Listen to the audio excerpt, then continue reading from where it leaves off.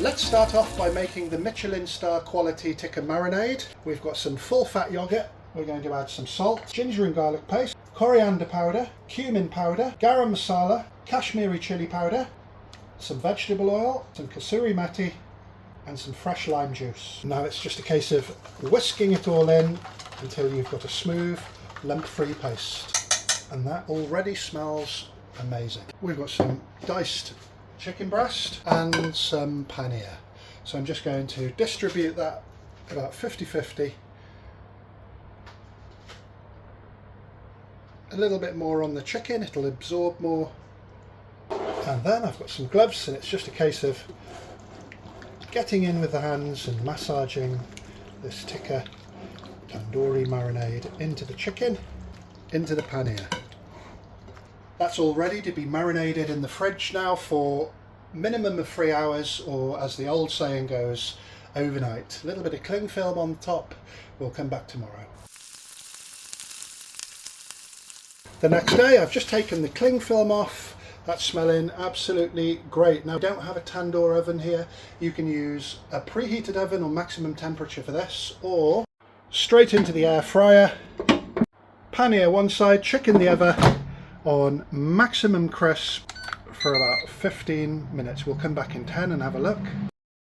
After 10 minutes, those aromas were really coming through the kitchen. Make sure the charred bits are at the bottom. We're going to do the same for the chicken. Chicken and paneer has been turned. I'm now putting that back into the air fryer. By the looks of it, another couple of minutes with the paneer.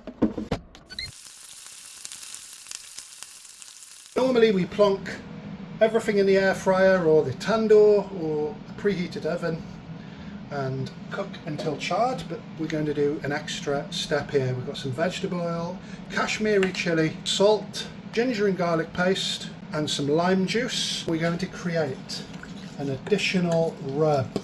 That's the additional rub all ready. That's been 3 minutes and I've got a feeling the paneer is going to be cooked to perfection, so we're going to take the paneer out. That's the paneer, juicy, succulent. I'm just going to put that back in the air fryer for about another 10 minutes.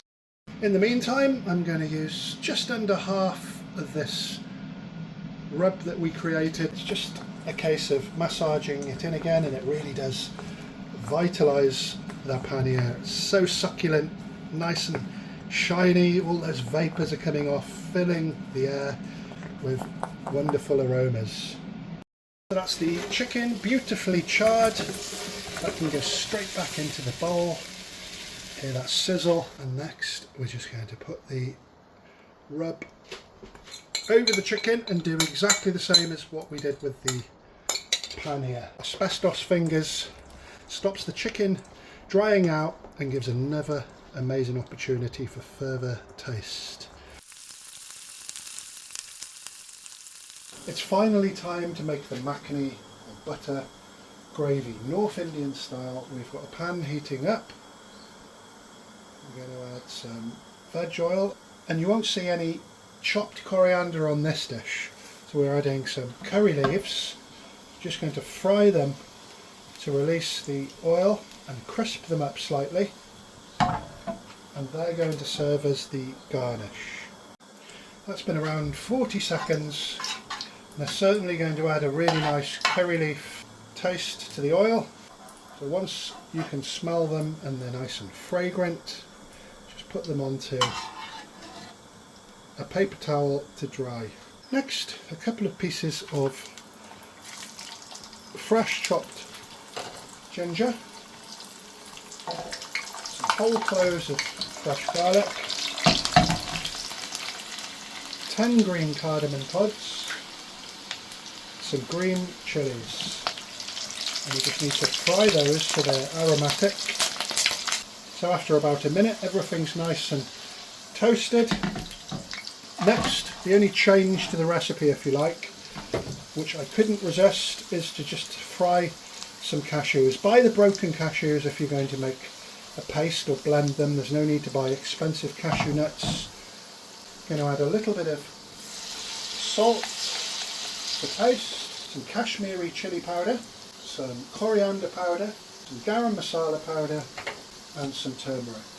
We're just going to roast those spices off You noticed I've turned the heat down slightly as well, so it's not too vigorous. Once that comes to a good temperature, I'm now going to add some plum tomatoes.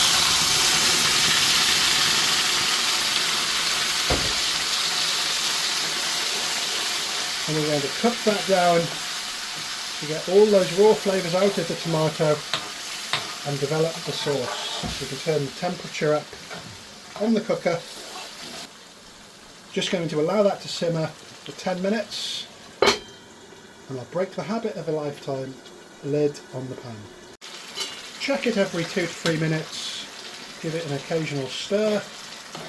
Make sure nothing's sticking to the bottom of the pan, which I'm sure it won't. We've got plenty of moisture in there.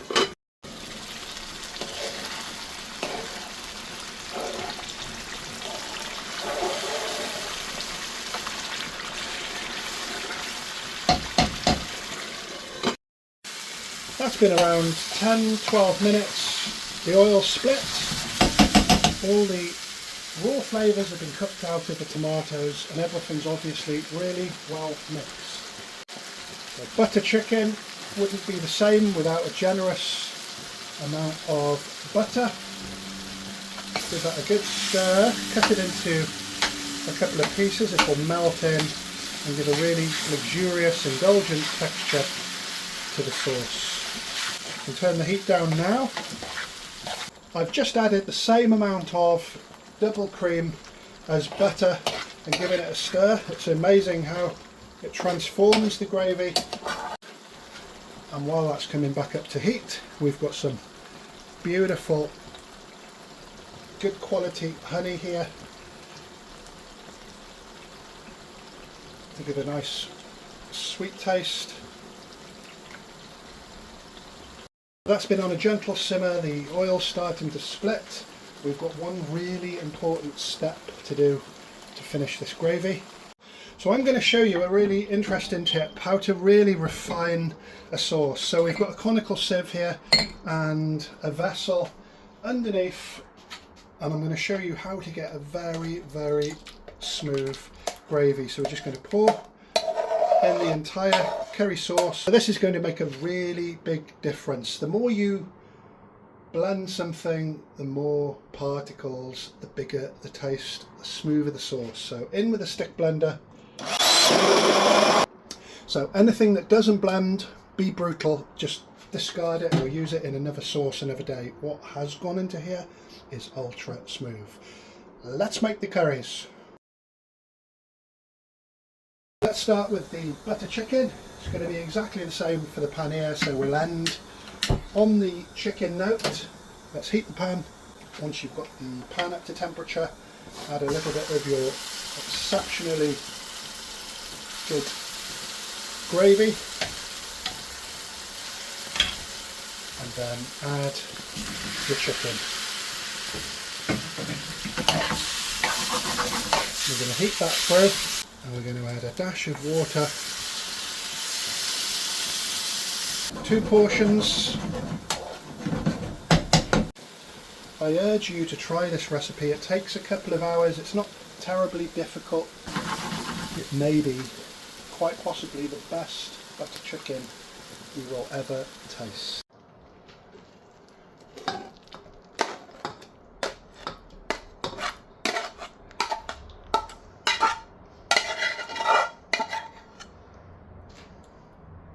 And don't forget, we've got these curry leaves that we fried off earlier, a couple of those for garnish. I have pincers, but it just seems a little bit namby-pamby. And we're going to finish off with a little cream.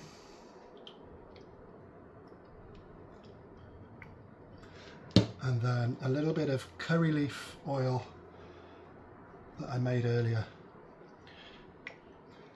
And that is going to be the best butter chicken you may ever taste in your life. Thanks for watching. I'll be back with more great videos really soon.